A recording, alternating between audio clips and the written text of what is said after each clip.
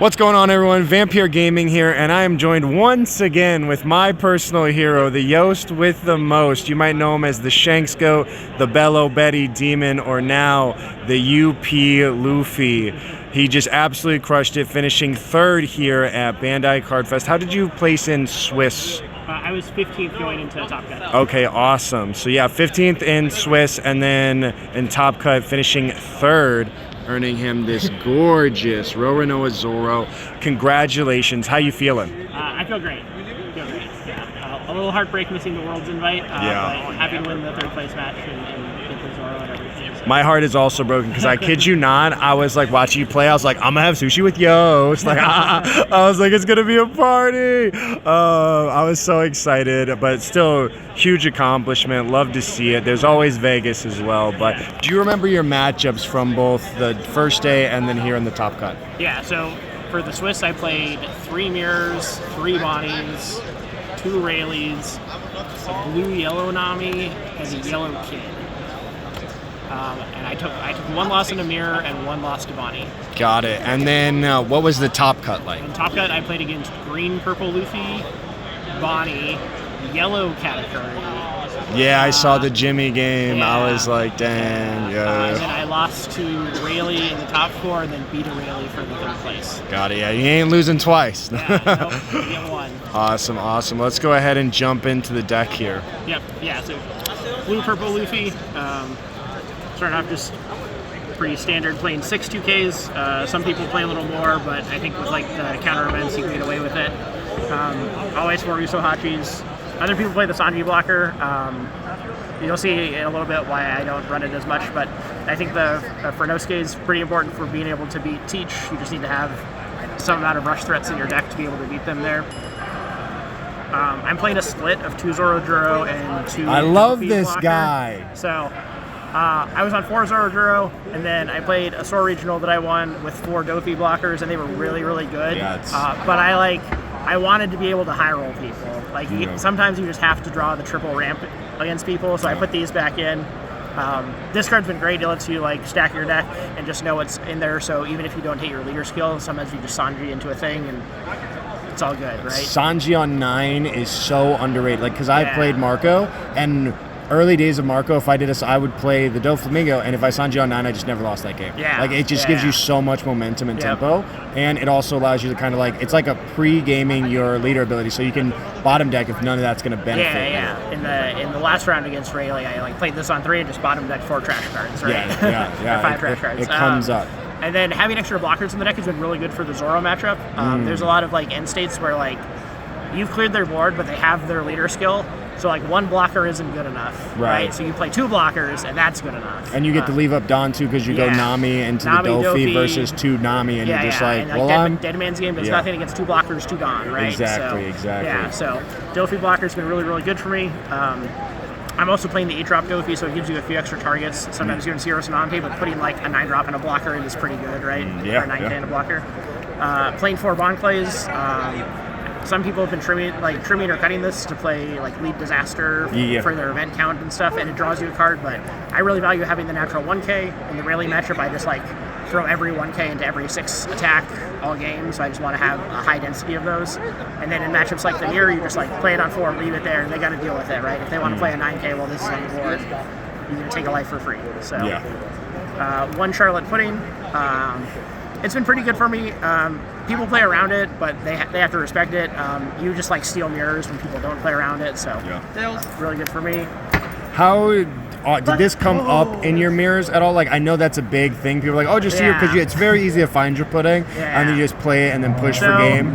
The 2 mirrors I won, I didn't need it. I just kind of like high rolled my opponents and I did actually lose the mirror where I put in my opponent, but I did putting him into like 2 Gum Gum Giants, a White Snake, and cards with counters. So sometimes the 5 cards are still good. Live by the pudding, die by the pudding. So, but I almost won that. If they had hit like 1 or 2 bricks in there, you maybe win the game. So.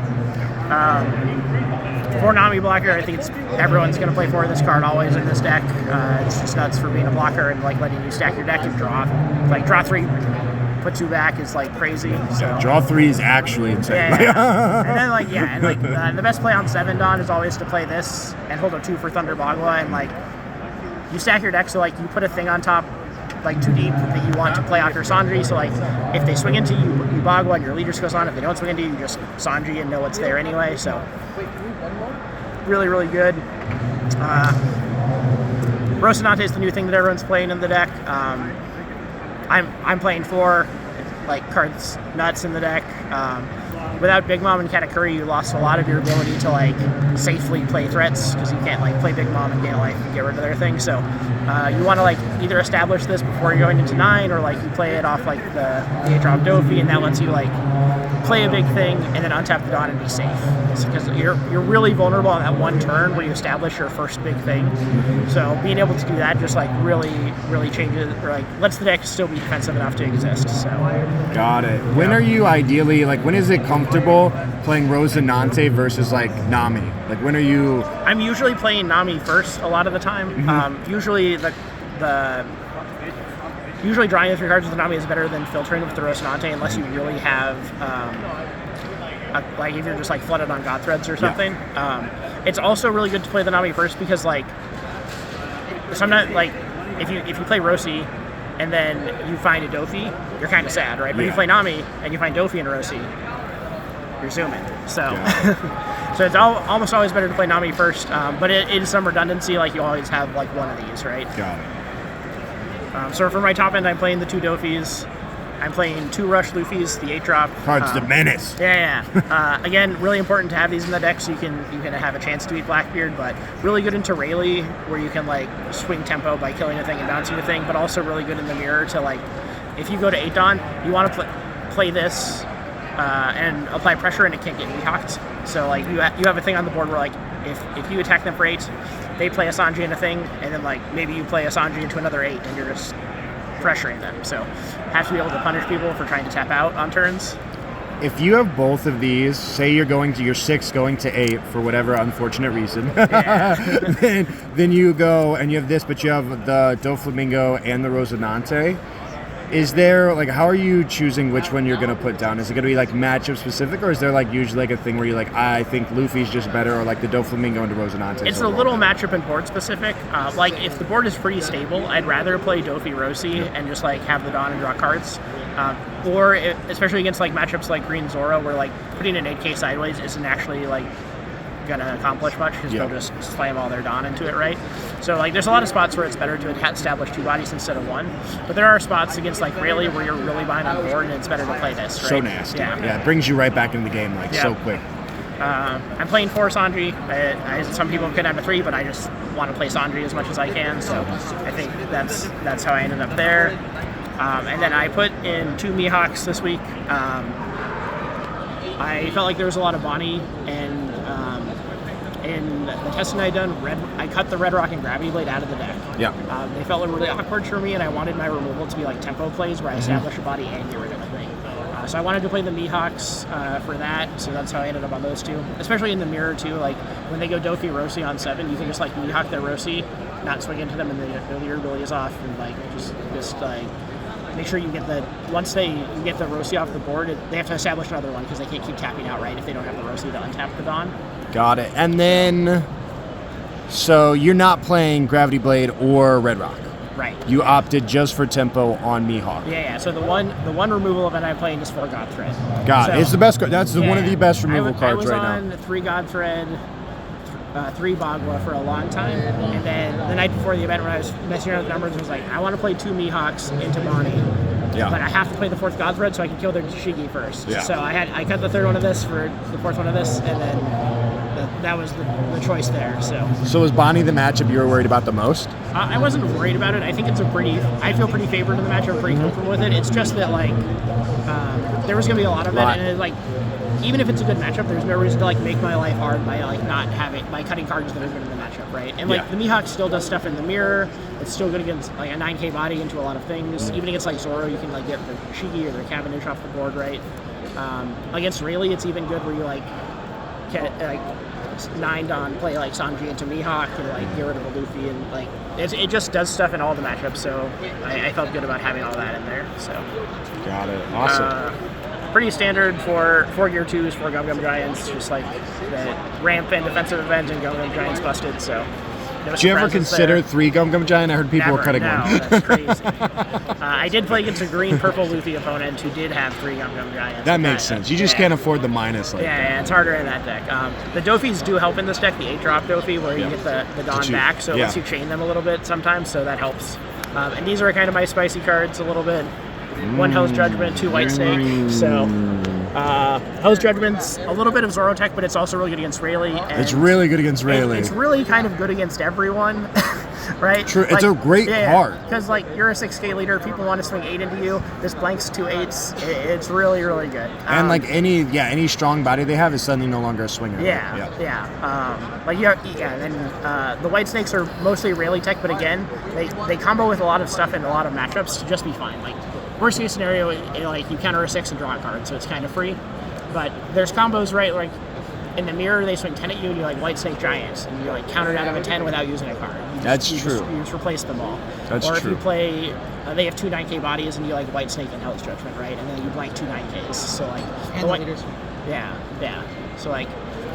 The mirror I lost, he was playing 4 White Snakes, and I lost because he drew all 4. So all my 6K bodies didn't get to get cards out of his hand, right? So that was like actually what kind of, besides him drawing good off the putting, that was really what won him the game. It's like he just had extra cards because I had 3 6Ks in play that like couldn't pressure him very well. Did White Snake come up for you in the mirror at all? For me, I didn't draw.